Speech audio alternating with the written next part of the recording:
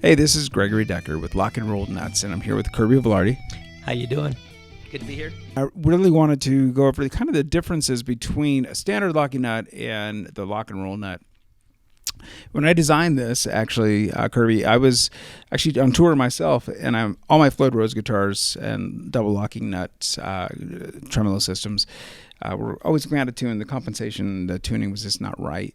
So I started modifying things a little bit and kind of came up with a design that later turned into a patent. The main thing that the Lok-N-Roll does is it gives you compensated tuning, kind of like a piano, which is compensated tuning across the entire fretboard. So every string has its own length, and that each has its own individual tuning, and it gives you even tension across the entire fretboard. In doing that, it actually gives you a little better tone, better tuning, reduced tension on your wrist and hand, which I know for people like myself that have carpal tunnel, that definitely makes a difference for me. And in doing that, because of the comfort, I actually increase my speed, which is something I'm always trying to achieve, is more speed. I've given you a chance to play through the Lok-N-Roll now, and I wanted to see if you notice any differences between the standard nut and the Lok-N-Roll compensated locking nut. Well, Greg, as a matter of fact, I have noticed a difference. So when I was playing earlier, I noticed that it was a lot easier. The bends were smoother, and the tuning was incredible. So when I would do a dive and I would pull back, the notes that I would normally get as a harmonic coming back with the notes, well, the other harmonic that I'd play, they come back together instead of this cross thing that you would hear. It came back in perfect pitch.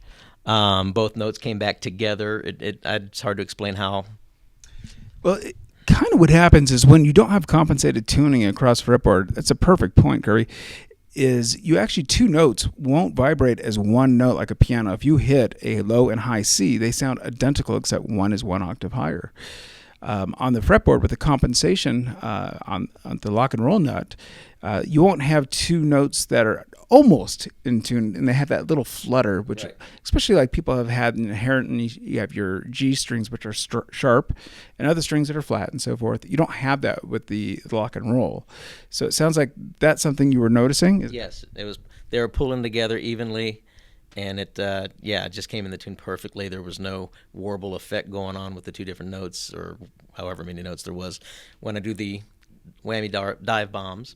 So yeah, it was clean, smooth, sounded good. It's bending much easier with the Lok-N-Roll. So definitely, you gotta get one of these. They're awesome. Kirby, thank you so much, man. I am so lucky to have you here, and thankful to have you here and playing. And your playing is just amazing. So thank you so much for taking part of Lok-N-Roll. God bless you. Thank you.